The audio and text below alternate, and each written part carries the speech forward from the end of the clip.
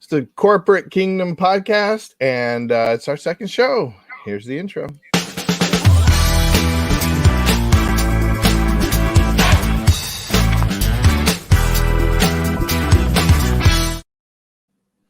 Tech, business, and faith, or discipleship. I forget what we landed on for that, but that's the things that we like to represent, provide, and today talk about. Now we have a particular subject, but how are you guys doing? I'm doing just fine. Just fine. How about you, Tony? Tony's a little under the weather. He's hurting today. I'm a little something. Again, it's snowing in the middle, and that just doesn't happen. So you're breaking up a little bit, but I heard snowing in the middle, so that's not good. It's one of those April snows in Illinois, huh? All right. Well, so today, Tony, you had the idea of bringing up the topic of how do we balance structure and purpose. And by balance, I mean how you had a little bit different of a take on purpose and structure, right? Yeah, I think so. If it gets bad, I can. My internet is still nasty. Yeah, you're breaking up a little bit. Mm-hmm. Well, Jason, you were talking about. We all three talked about it, but I think you had a grasp on what Tony was talking about, right? Yeah, well, so we're talking about when you're starting a business, really, you have to lay out what the purpose of your business is, and the structure then follows that. I think a lot of times what will happen is we'll look at maybe other businesses or what's been done before, and we look at the structure of that business, and we say, well, we need to just do what they did, get a structure that is been used before and just implement that. And I think the reason that Tony had brought up this topic is because that's not the way to think. You have to first start with your purpose, and then your structure is going to flow from that. Is that right, Tony? Yep. Oh, well, he's frozen. Well, yeah, and the other thing is, I think what he was saying is that it's what you're saying is that a lot of times our problems come from getting too bogged down in the structure and not having any kind of purpose, a singular purpose to drive that structure, right? We get too distracted and maybe confused by various structural endeavors. Would you agree with that? Yeah, I think so. Especially if your structure is something that you are not sure is working, but you've invested a lot into it to build it, and it maybe is kind of working sometimes, and other times it is not working, and then you have invested so much into it that you don't really want to give up, and you want to see it work, and then that becomes very problematic, especially if it doesn't work or barely works, So it's a lot of work for you and very little return and a lot of frustration too. So now when it comes to faith, I think one of the things that triggered this topic really for Tony, and he can tell the story when he hops on, but is he had a conversation with, I think it was a business owner, and the conversation was about purpose and structure, but it related to church. And well, Tony's back on. What was that conversation that's kind of started all this, Tony? Yeah, so I missed everything that Jason said. probably the most important thing he's ever. So we should probably just. It was gold. It was gold. One of those Well, sage just tell moments. Tell us Yeah. like how this topic got started. Well, the topic got started for me. How far down the rabbit hole you want me to go? But I had a guy,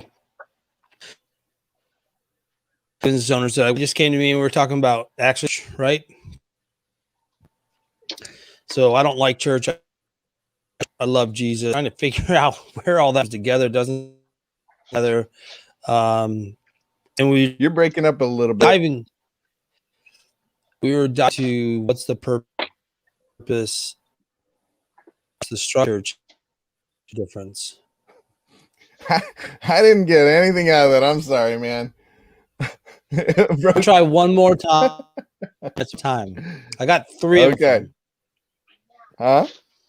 You talk to yourself Okay. again. Okay. Well, okay, yeah. So the idea that Jason, maybe you can continue with that on that thought that how we approach our faith, in particular to church, right? Yeah. So I think he was saying what Tony was talking about was his friend like loved Jesus, but what maybe was struggling with his church, and it led to this topic of purpose and structure. So, I think Tony was asking the question, well, when it comes to church, well, what's the purpose? And then your structure is going to flow from that. So, for example, if the purpose of your church and your understanding is outreach, then you're going to gear things towards people that are not Christians, but maybe are open to learning about God. And so the way that you do your Sunday thing, or what kind of programs you offer, everything to the look and feel is going to appeal to that demographic, whereas in contrast, if your purpose is to build up existing believers, discipleship, well, then that's going to look very different.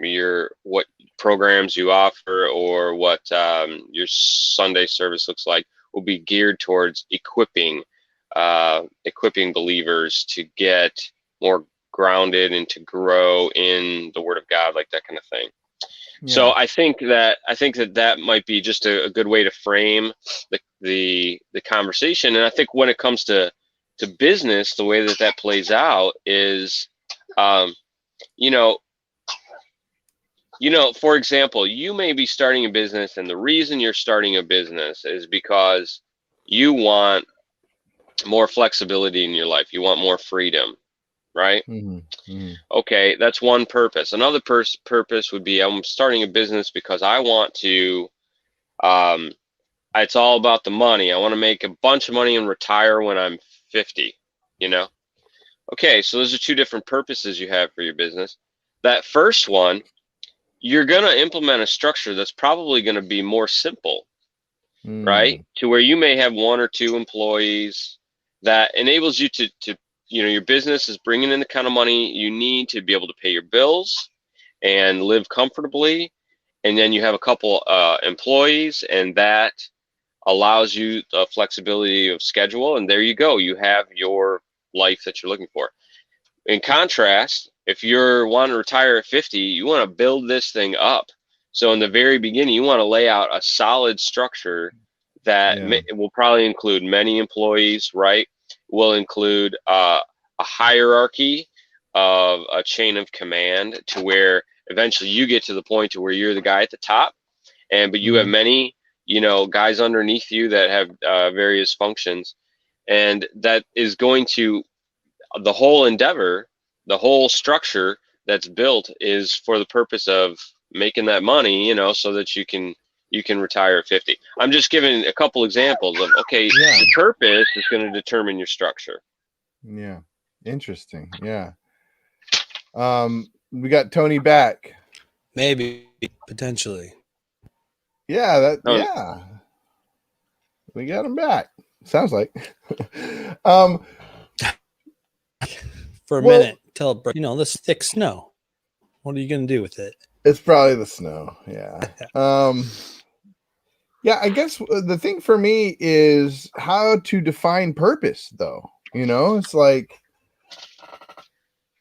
well, I think when we were talking about it, there was the difference between mission and vision, right? Like, purpose sort of encompasses both of those, right?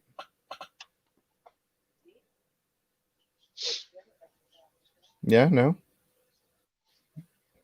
Jace? Hello? Yeah, I was waiting for Tony. Oh. Purpose, and you said mission and vision. Yeah. How do Yeah, so I mission look- and vision good. I look at as why exist. Perfect. You hear, and that's a thing for me. This thing as well. If you're starting and running a business,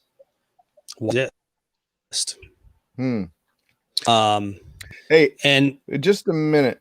Let me see something real quick. Can you check your audio and make sure the audio is coming from your mic and not your headphone? I think that may be the problem. I could move from the right thing. What's that? That didn't. There we go. It's cutting that in up and a out for bit. some reason. It's just, huh? So just switched again. How's that? It's not cutting out. Work. That's good. It's like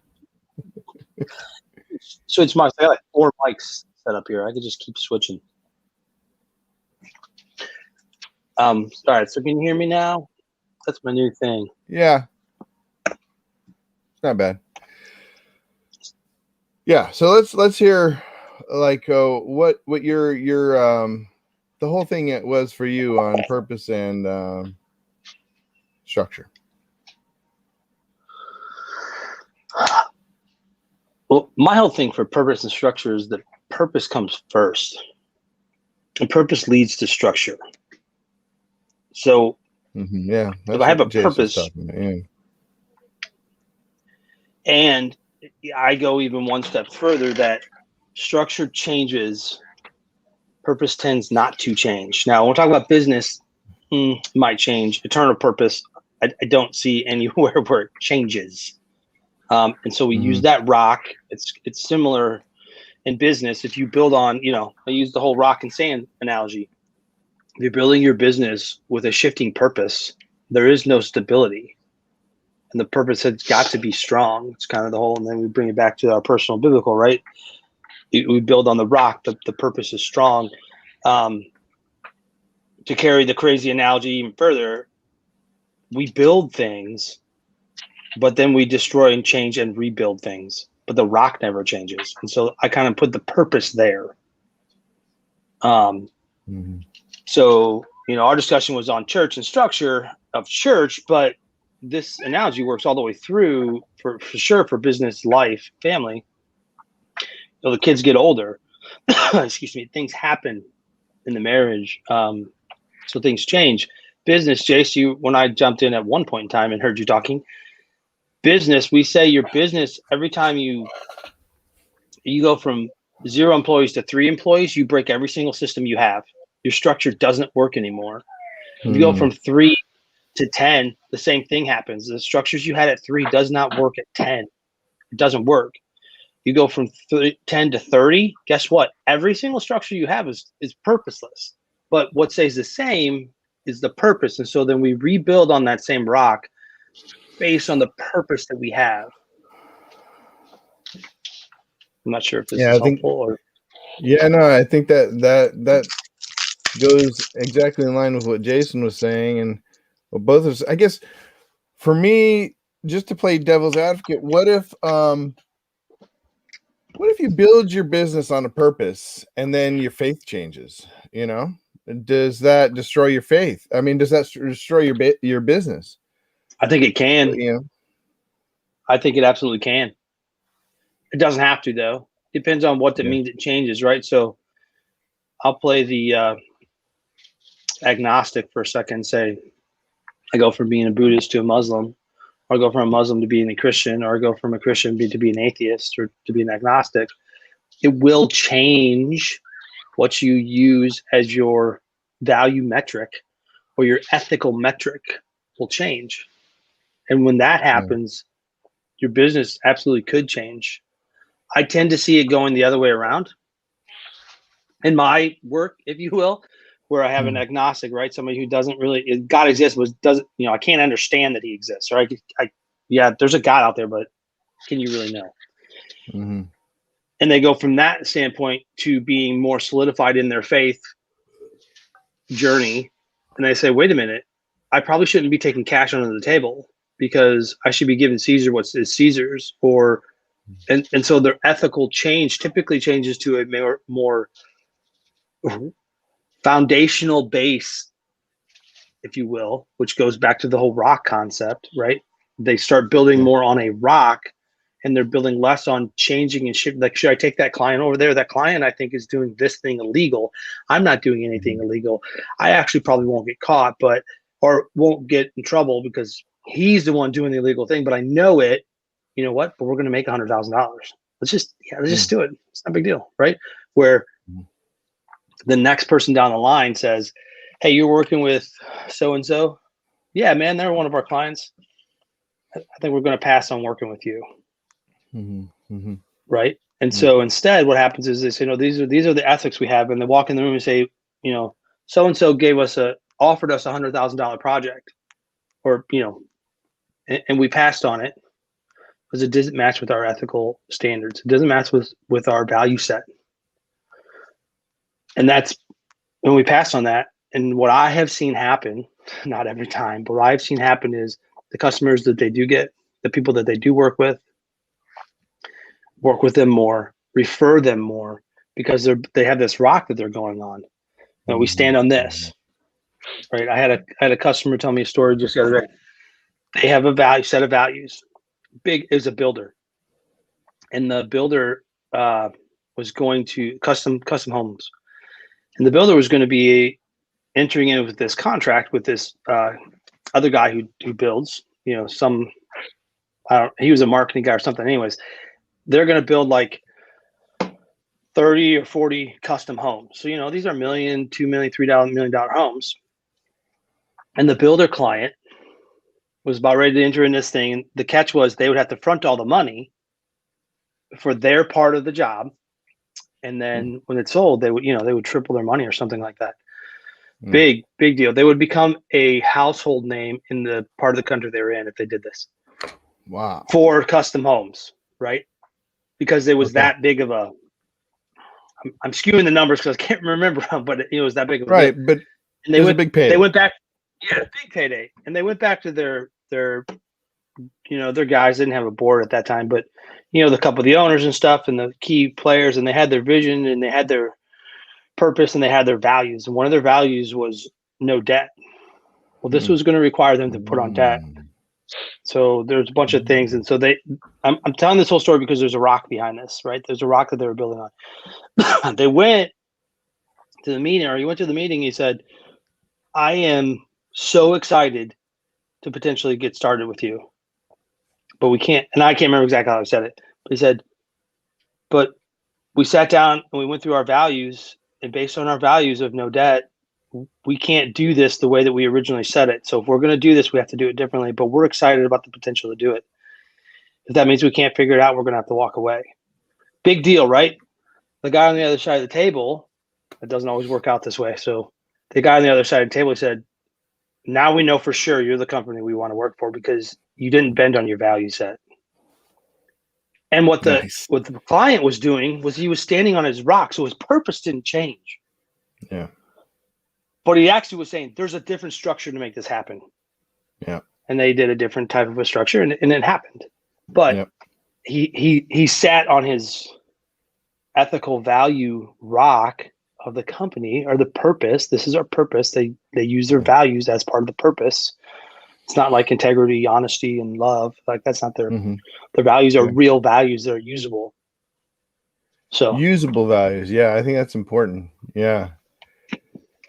And it doesn't always happen that way, but that's not the purpose, right? The purpose is something Mhm. else. It's not, you don't do it as a means to an end, right? Jace, what are your thoughts? Yeah, I love it. So then you have not only you have purpose, but then you also have these values, and your values extend from your purpose as well. And those are going to differ business to business, I'm sure, but these are important things to think through, I think, before starting.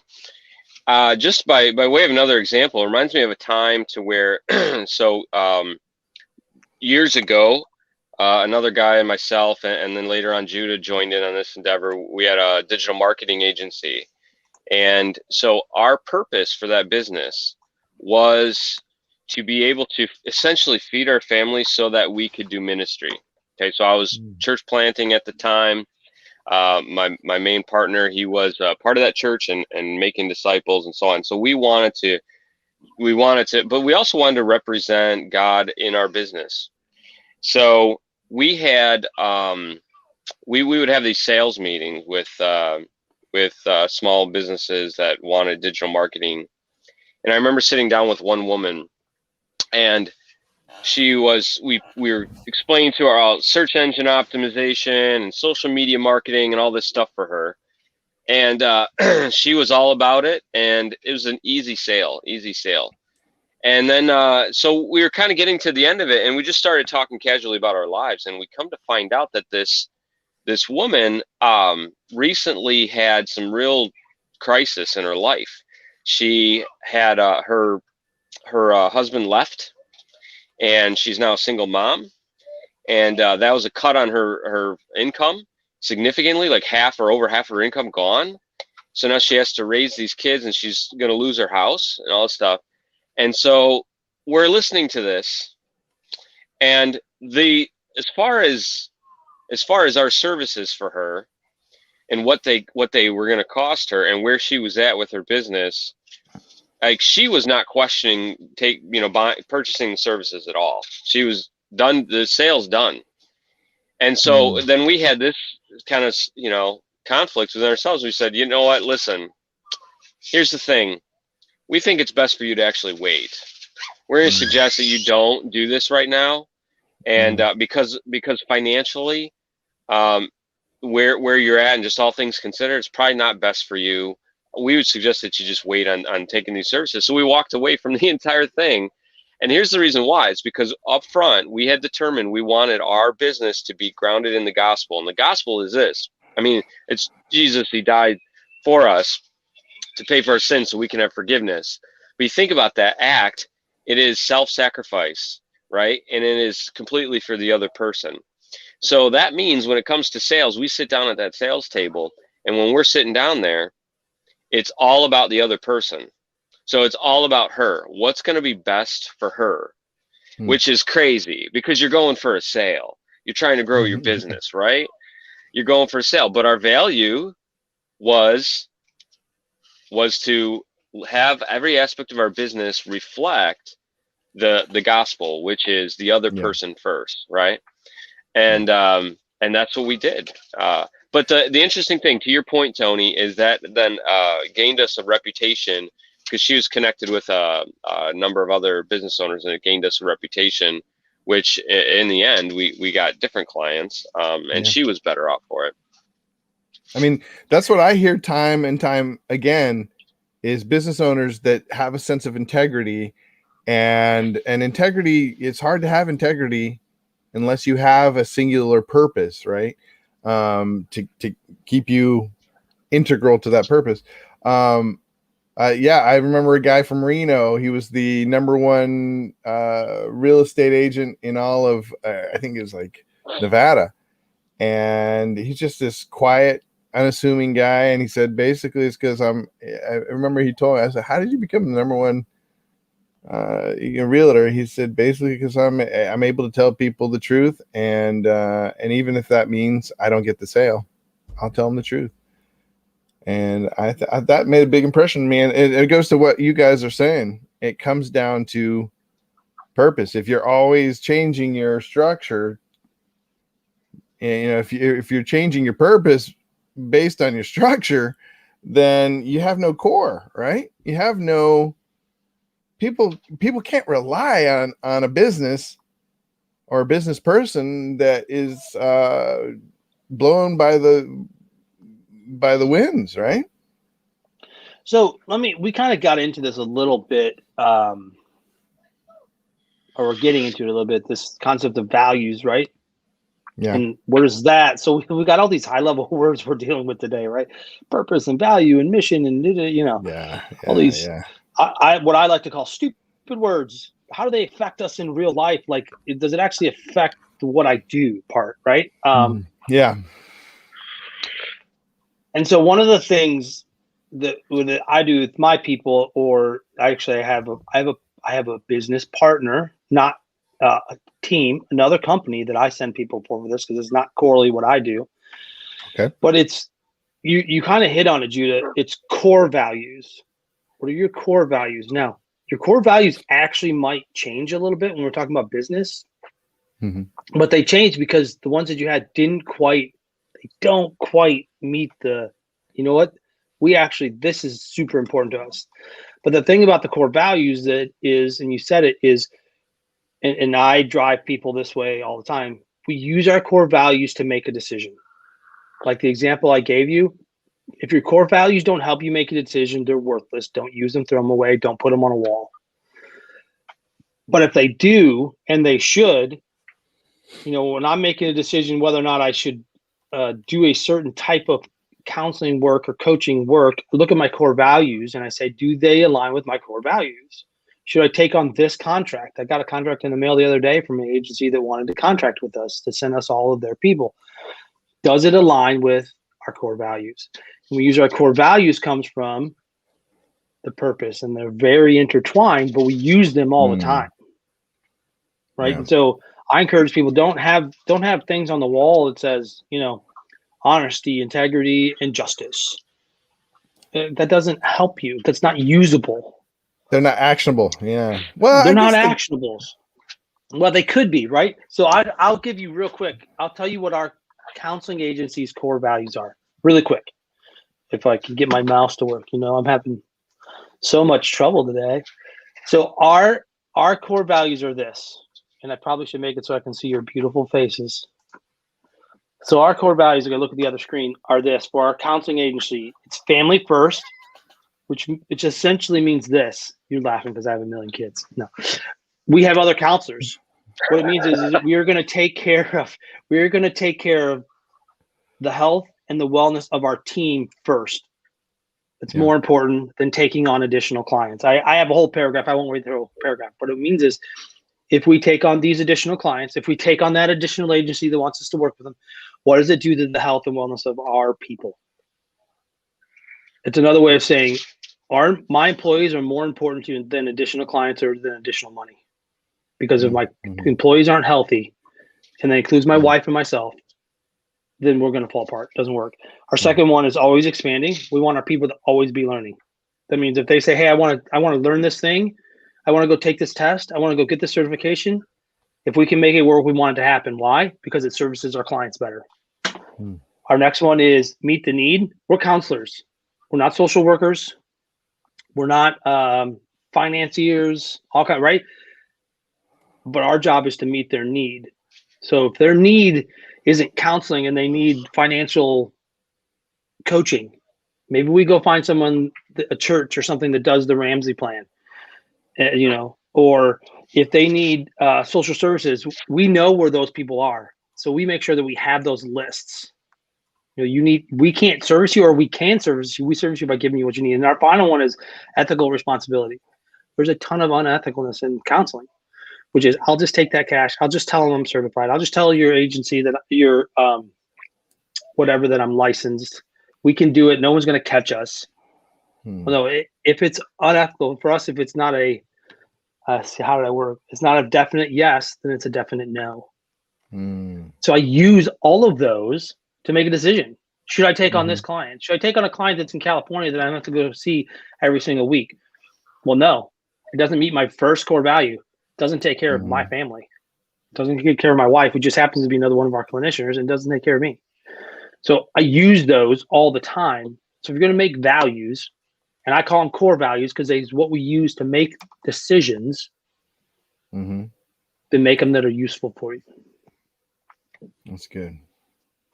Jason, final thoughts on kind of going along with what Tony laid out as their core values at his practice? Well, I would say, I have a question. If I could throw that out as my final thought, is just what are some different types of purposes that would exist? You know, for somebody, I'm thinking for the person that's like, maybe they just started their business, or they're thinking about starting a business, or they have started their business, but they did not lay this kind of a foundation of thinking through the purpose and their values. What are some different purposes that a business could have? And then, you know, maybe some differing values that would follow. That's a good question. Would one I purpose... I named two. Okay. You know, one was... Go ahead. Oh, go ahead. What were the two? What were the two you named?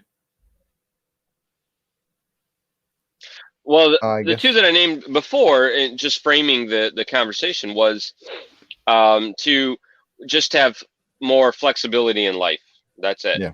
One. The other one would be, no, I want to retire by the time I'm 50. You know, so money is my purpose in this business.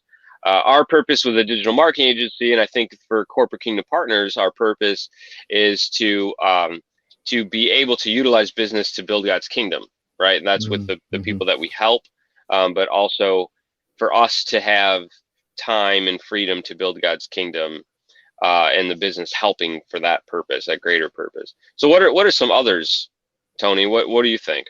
Or Judah?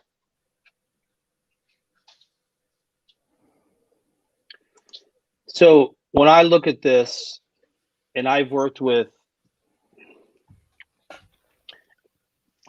professing atheists, I've worked with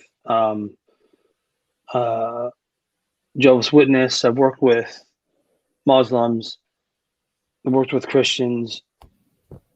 I don't know how else to word it, but you have to bring it down to why you think you exist on this earth. And most people aren't willing to go back that far. They're not that deep. Why is it that you believe you're here? What is the purpose of your life? And then I can build a business from that. I can build a business purpose from that, especially if it's one owner. If it's more than one owner, you better figure out a way to come together on that if you're going to build a purpose. And so there's a spiritual world around us. I firmly believe in Jesus and in that whole process, and that, you know, the gospel as you were laying it out, Jay. But if you don't, we're going to have a problem.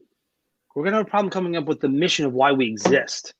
Does that mean different faiths can't work together? No, they can. But I believe that you go all the way back to there. You figure out what your purpose of your life is, and from the purpose of your life, you build the purpose of your businesses.